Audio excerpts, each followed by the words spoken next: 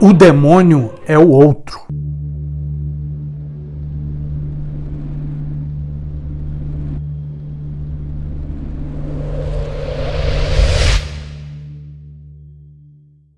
Olá pessoal, olha só, eu vou mandar um abraço para 2 membros da família Quase Tudo. É bem rapidinho, por isso que meu primeiro grande abraço vai para Camila Araújo. Camila, grande abraço para ti. Finalmente o meu abraço vai para Xaropinho Meprazol, de Timbó, Santa Catarina. Xaropinho, grande abraço para ti. Inclusive tô precisando de um xarope porque minha garganta tá meio ruim. Xaropinho, grande abraço. Agora ainda o nosso papo. Olha só, a escolha do título deste vídeo não foi por acaso. Na verdade, ele se baseia num livro que eu estudei para a minha tese de doutorado. Aqui na descrição eu vou deixar a referência do livro. E será a partir da leitura desse livro que eu vou compartilhar com você algumas interpretações. Interpretações que podem estar certas ou simplesmente distante da verdade. Ou de algumas verdades. Da verdade do outro. E por falar em verdade, acredito que cada um tem a sua. Tá certo, até aí, tudo bem. E qual o problema então, Carlos? O problema é quando eu começo a acreditar que a minha verdade é a única. E o pior, quando a gente quer impor a nossa verdade ao outro. Detalhe importante, isso acontece em todas as áreas. Pode ser no campo religioso, no campo político, no campo cultural e etc. Para ajudar na compreensão, vou colocar em outras palavras. Eu começo com alguns exemplos simples. De repente você vê uma pessoa que se veste fora da moda ou fora daqueles padrões que nós acreditamos como normais. Você lembra daquele caso daquela aluna universitária, Geise Arruda? Ela chegou na faculdade com um vestido vermelho bem curtinho, virou um caso nacional, foi chamada de prostituta, teve que sair da faculdade assim, escoltada por policiais. Desse modo, uma pessoa que estiver se vestindo fora da moda, talvez seja criticada. Mesmo que a gente faça uma crítica baixinho no ouvido do colega. Outro exemplo, o esporte, principalmente o futebol. O meu time sempre será o melhor. Para um flamenguista, o Flamengo é o melhor time do mundo. Por outro lado, para um vascaíno, o Vasco é o melhor time do mundo. Meu time pode até errar, mas eu tenho que encontrar um culpado. O técnico. O demônio sempre será o outro. E aqui a gente entra em outro campo um tanto delicado. E nesse ponto eu não falo como juiz, mas como professor. Quando a gente estuda história das religiões, a gente percebe o quanto existe essa história de demonização do outro. Esse negócio de que o demônio é o outro não é muito diferente em algumas religiões. Alguns exemplos. No tempo do Império Romano, judeus e cristãos olhavam para o imperador romano como um demônio. Esses 2 grupos eram submissos a Roma, mas aconteceu algo que foi determinante para a divisão. Um grupo de judeus mandou crucificar Cristo. Foi o suficiente. Os judeus viraram demônios aos olhos dos cristãos. Vale lembrar, os primeiros cristãos da igreja primitiva comeram o pão que o diabo amassou. Foram perseguidos, torturados e mortos por aqueles que não seguiam a Cristo. Mas o tempo foi passando, até que apareceu um imperador com cara de bonzinho. Esse imperador acabou com a perseguição aos cristãos. O imperador Constantino, que segundo alguns historiadores se converteu ao cristianismo. Foi então que chegou a hora da vingança. A vingança dos cristãos sobre os judeus. Todos os judeus responsáveis pela morte de Cristo. Agora o demônio era o outro, o judeu. Foram perseguidos, torturados e mortos pelos cristãos. Mas agora a gente vai dar outro pulo na história. Idade Média. A Igreja Católica medieval via demônios em toda parte. As leis da igreja e a Santa Inquisição. Uma das principais vítimas, a mulher. De repente, a mulher se torna perigosa porque ela dorme com o demônio. Milhares e milhares e milhares de mulheres foram acusadas de bruxaria. Milhares ou talvez milhões de mulheres foram queimadas vivas. Mas antes foram torturadas e humilhadas. Seus torturadores, os santos padres da Inquisição. A acusação, a prática de bruxaria e terem relações com o demônio. A Igreja Católica da Idade Média e na pós-reforma protestante acreditava que as mulheres tinham relações sexuais com o diabo. E tem mais. A caça às bruxas, às mulheres, foi tão intensa que bastava uma vizinha apontar: olha, aquela mulher, ela faz chá de erva doce. Pronto, lá vinha o padre e jogava aquela mulher na tortura. Em nome do Padre, do Filho e do Espírito Santo. Agora, é claro, a Igreja Católica do século XXI, o Vaticano dos nossos dias, condena de forma contundente aquilo que foi feito no passado. Curiosidade: até o manual para identificar e caçar bruxas foi escrito na época. Este é o livro, o Manual, feito por 2 padres no final do século XV. É fundamental esse livro para quem tem interesse e curiosidade em saber como acontecia na Idade Média. Esse livro, o Martelo das Feiticeiras, não é um livro para ensinar como se faz feitiçarias. É um livro histórico escrito por 2 padres da Inquisição, que ensinava, uma espécie de manual que ensinava outros padres a identificar, caçar e torturar as mulheres. Alguns historiadores falam em milhões de mulheres em toda a Europa. Foram humilhadas, torturadas e queimadas vivas. De repente, algo acontece. No século XII surge a peste negra, uma pandemia que praticamente dizimou quase toda a população da Europa. Diante do número de mortos, o desespero se espalha. Medo e fanatismo religioso. Os líderes da igreja medieval não sabiam o que fazer. A peste negra dizimou, matou quase metade ou talvez mais da população da Europa Ocidental. Durante a peste negra, a morte e os mortos foram uma rotina na vida dos sobreviventes. Imagina a situação, você andando nas ruas e cadáveres em putrefação por todos os lados. E o que diziam na época? É o fim do mundo. A peste negra representava a batalha final entre Deus e o diabo. O fim do mundo como castigo pelos pecados humanos. Podia ser pobre, rico, príncipe, todos morriam por causa da peste negra.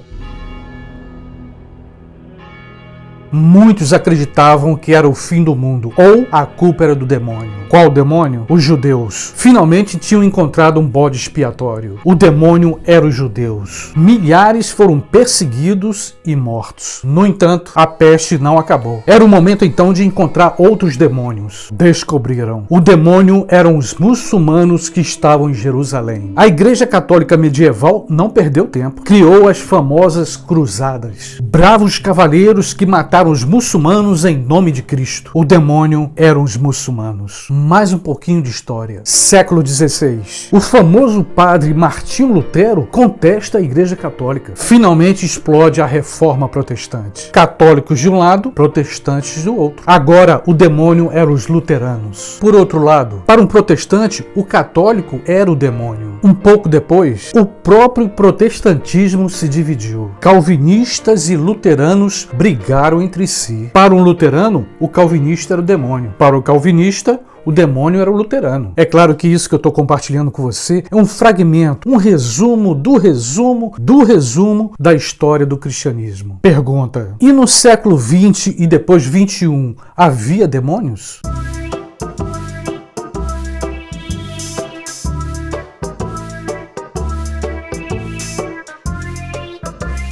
Muitos outros demônios. Para você ter uma ideia, em pleno século XVIII, já havia modernidade, existia uma coisa chamada Hospital Geral. E quem ficava preso lá dentro eram os loucos, homossexuais, prostitutas ou qualquer mendigo que encontrasse na rua. Eram os demônios da modernidade. Século XIX. Um alemão barbudo chamado Karl Marx criou uma teoria chamada comunismo. A ideia de uma sociedade igualitária, onde não existiriam pobres nem ricos. Isso foi o suficiente. Os marxistas se transformaram em demônios aos olhos dos grandes empresários e capitalistas. E para o seguidor da teoria de Marx, o grande demônio era o capitalista empresário. Outro breve histórico. E aqui eu chamo a tua atenção. 1933 a 1945. Os nazistas tomam o poder na Alemanha. Tinha chegado o momento de exorcizar, de expulsar os demônios que eram contra o regime, torturar e matar os inimigos de Hitler.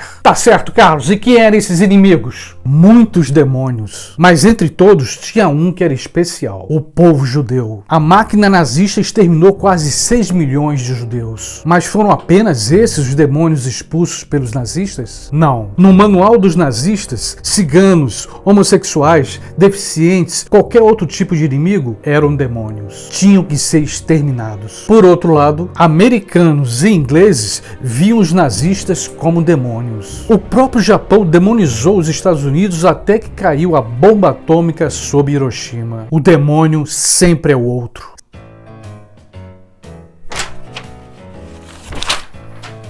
E aí, ficou com raiva? Eu jogo no chão mesmo. Ô Carlos, de novo com essa história. Não existe nada disso. E vou falar mais hoje. Se ficar com raiva, pode ficar com raiva. Por acaso você já viu o Willy Bonner e a esposa dele, a Fátima Bernadette, falar essas coisas? Falar não. Ai, que besteira. Eu já tô cansada de falar. Eu vou repetir só mais uma vez, viu? Toma 3 caixas de Rivotril e tira essas minhocas da cabeça. ET, fim de mundo e que não sei o que mais, e vai acabar as terras. Isso tudo é besteira, coisa desse povinho do PT. E agora não faltava mais nada pra começar a falar coisa de demônio, diabo. Isso é coisa da Igreja Universal, dos crentes, dos ateus, que fica falando de demônio. Demônio não existe. Tu tá parecendo aqueles pastor e aqueles padres que ficam expulsando os demônios. Eu digo e repito, e se ficar com raiva, pode ficar com raiva. Isso é tudo conversa pra boi dormir. Você quer saber quem é o demônio? Pois eu vou dizer aqui que é o demônio.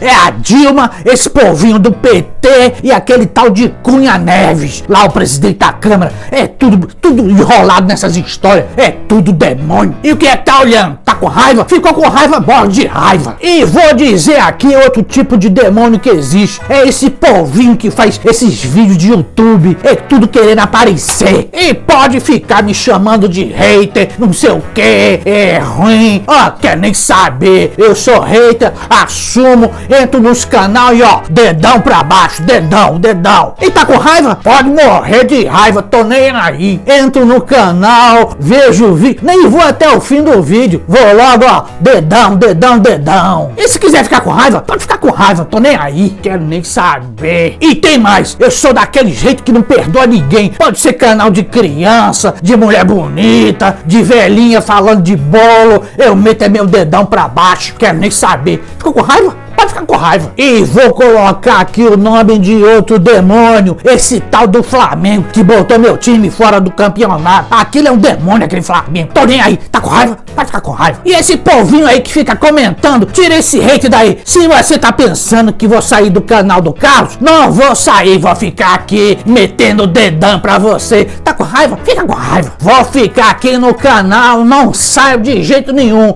Ficou com raiva? Fica com raiva. E só não botei meu dedão pra baixo no canal do Carlos, porque quem criou ele foi minha bisavó. Aí tem um pouquinho de parentesco na história. E mas não quero saber. Se bobear, eu boto dedão pra baixo também. Eu odeio hater. Eu odeio esses YouTube. Eu odeio esse povinho do PT. Eu sou um cara frustrado. E aí?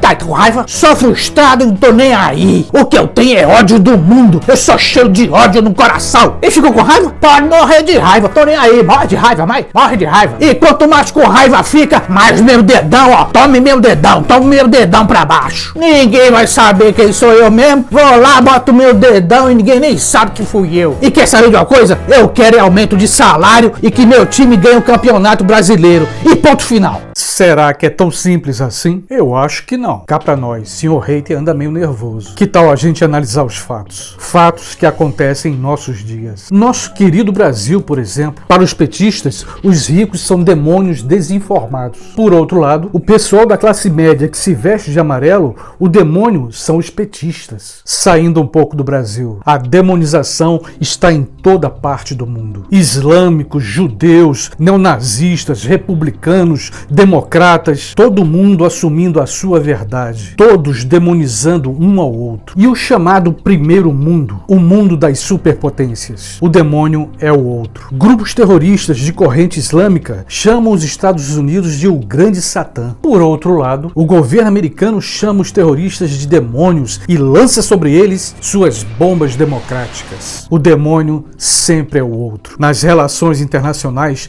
ninguém confia em ninguém. Todos são demônios um aos olhos do outro. A própria Rússia é vista como um demônio aos olhos dos americanos. Os Estados Unidos é o grande demônio para a Coreia do Norte. E aqui vale lembrar, a China e o Japão já estão se demonizando. Moral da história: sempre achamos que somos melhores do que o outro. Sempre achamos que a nossa verdade é a verdadeira verdade. Sempre achamos que a nossa verdade é superior. E quem não abraça a minha verdade é um demônio com suas mentiras.